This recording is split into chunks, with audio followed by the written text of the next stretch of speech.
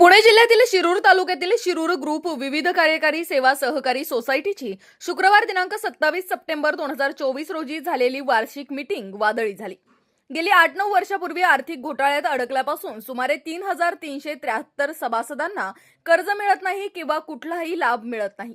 त्यामुळे या वार्षिक सभेत नवीन संचालक मंडळाला उपस्थितांनी खूप धारेवर धरत आर्थिक घोटाळा पुन्हा एकदा चव्हाट्यावर आणून दोषींवर कारवाई करण्याची मागणी अनेकांनी केली। यावर विद्यमान चेअरमन आप्पासाहेब दसगुडे व व्हाईस चेअरमन सोन्याबापू दसगुडे यांनी सभासदांना सहकार्य करण्याचे आवाहन करत सोसायटी पुन्हा एकदा नव्या दमाने आपण सुरू करू असे आवाहन केले। यावेळी संचालक शरद पवार, किशोर सरोदे, शेखर झंजाड, संभाजी कर्डिले, पांडुरंग पाचरणे, आप्पा जाधव, पांडुरंग कुरंदळे, एकनाथ कर्डिले, सचिव प्रताप जासूद, त्याचप्रमाणे माजी पंचायत समिती सदस्य दादा पाटील घावटे, माजी सरपंच संतोष मोरे व नितीन बोराडे, हरीश झंजाड तसेच पंचक्रोशीतील रामलिंग, अन्नापूर, करडेलवाडी, सरदवाडी, तरडोबाची वाडी आदी गावातील ग्रामस्थ सभासद उपस्थित होते। यावेळी उपस्थित सभासद व चेअरमन यांच्या प्रतिक्रिया घेतल्यात आमचे विभागीय संपादक रवींद्र खुडे यांनी। आत्ताची सोसायटीची ग्रुप मीटिंग झाली, त्यात निर्णय काय आला? तुमच्या मनाजोगा झाला का? तुमचं मत काय? तुमचं काय मत? नाही आला. तुमचं मत काय? आमचं मत हे पहिले सगळ्या लोकांचे कर्ज माफ करा आणि मग सोसायटी चालू करा। तिथपर्यंत अजिबात नाही। आणि माफी आलेले ते पैसे कुठे गेले? 2-2 लाख रुपये माफ होते, 1 रुपया माफ नाही झाला। 1 रुपया माफ नाही करा। यांचे घोटाळे यांनी काढीत बसले आणि आता म्हणतात चालू करायचे, अजिबात जमणार नाही। आता तुम्ही तर लोक उठली सगळे, मग काय निर्णय झाले का? काही चुकीचा निर्णय हे निर्णय का? ज्यांचे पैसे खाल्ले त्यांना अटक करून टाका, सोसायटी भरून घ्या। तुमचं काय म्हणणं याच्यावर? आमचं म्हणणं हे पहिलं जुनं नील करायचं, समजा 7-12 शेतकऱ्यांचं, आणि मग नवीन चालू करायची, तशी चालू करायची नाही स्वतः। आहे का पर्याय त्यांच्याजवळ? आहे का तसा पर्याय?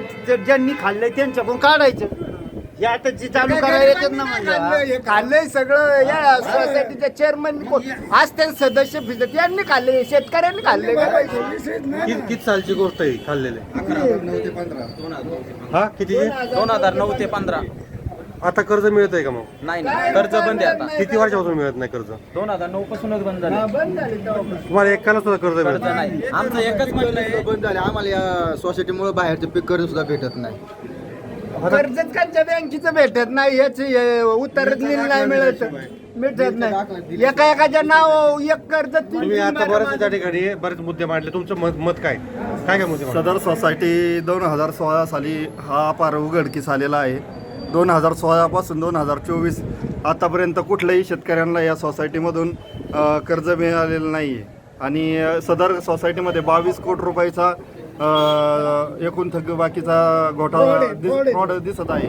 या 22 कोटी वसुलीला जबाबदार असणाऱ्या व्यक्तीवरती जबाबदारी निश्चित करून त्यांच्याकडून वसुली करून नव्यानं ही सोसायटी पूर्ववत चालू करावा अशी शेतकऱ्यांची मागणी आहे। परंतु आजच्या झालेल्या मीटिंगमध्ये असं सांगण्यात येतात की ज्या सभासदांनी कर्ज घेतलेलं नाही त्यांना कर्ज चालू करू असं त्यांचं म्हणणं आहे। परंतु इतर सभासदांचं हे म्हणणं आहे की ज्यांनी घोटाळा करून आम्ही कर्ज भरू नये, आम्हाला वंचित ठेवलेलं आहे, जोपर्यंत आमचा निर्णय लागत नाही तोपर्यंत पूर्ववत ही सोसायटी करावी नाही अशी इतर कर्जदार सभासदांची मागणी आहे। परंतु या सोसायटीचा जो घोटाळा 2016 पासून वारंवार या ठिकाणी सांगण्यात येत होता, याच्याकडे कुठल्याही राजकीय नेत्यांनी आजपर्यंत लक्ष दिलेलं नाही आहे।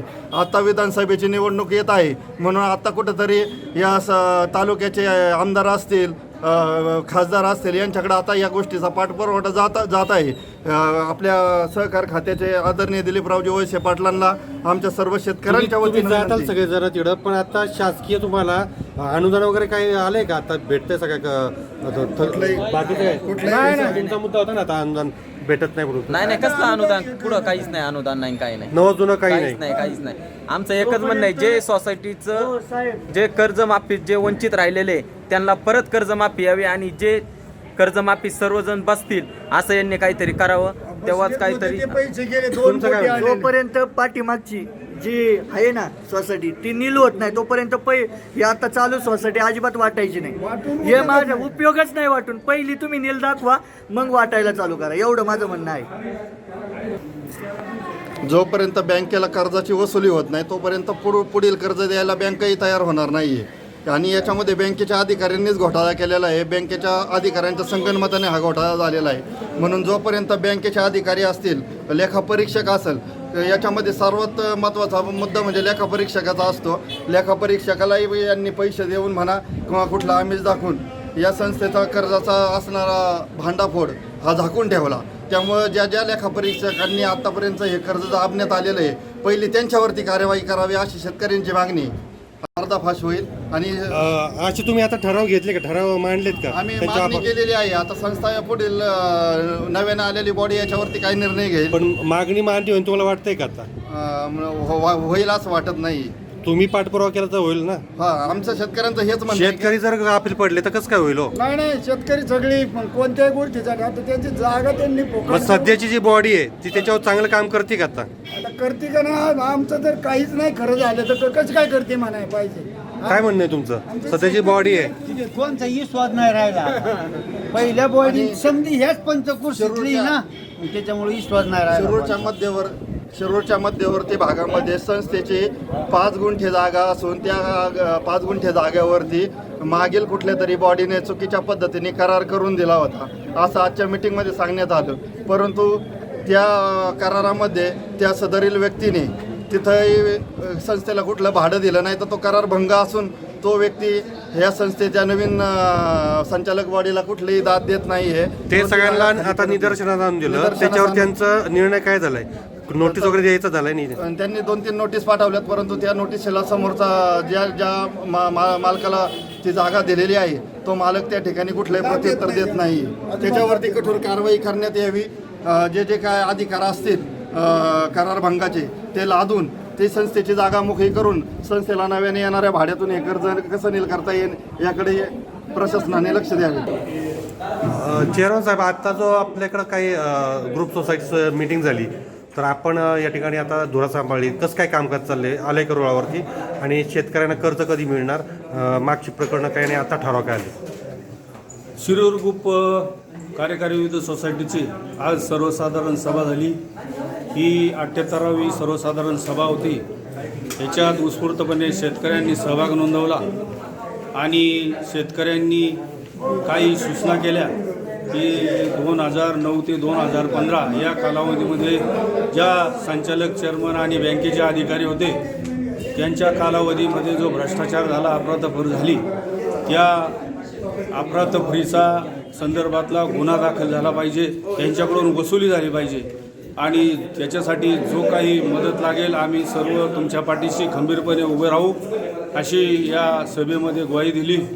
त्याचप्रमाणे 2009 ते 2015 या कालावधीमध्ये ज्या ऑडिटर लोकांनी ऑडिट केलेलं आहे त्याच्यामध्ये त्या ऑडिटमध्ये काही भ्रष्टाचार त्यांनी दाखवला नाही आणि 2015ला जे सरकारी ऑडिटर राजेश भुजबळ यांनी ऑडिट केलं आणि त्या ठिकाणी भ्रष्टाचार 4,44,00,000 समथिंग रक्कमेचा अपहार नोंदवला गेला आणि त्यानुसार 88ची कारवाई ॲडव्होकेट के.ई. मांगले साहेबांनी केली आणि 98नुसार त्या दोषी संचालकांच्यावरती रुपये ते त्यांच्या जबाबदारीनुसार वर्ग केले. आणि दुसरं म्हणजे ज्या ऑडिटर लोकांनी ऑडिट केलेलं आहे त्या ऑडिटर्स लोकांच्यावरती गुन्हा दाखल करावा अशीही शेतकरी सभासदांनी मागणी केलेली आहे त्या ठिकाणी. त्याचप्रमाणे संस्थेची जी जागा आहे ही जागा खाली कादिया पेट्रोल पंपाशेजारी तो जमीर सय्यद नावाचा जो दरबार हॉटेल नावाने व्यवसाय करतो त्या ठिकाणी तो मगरुरिया आणि मस्तवाल झालेला आहे.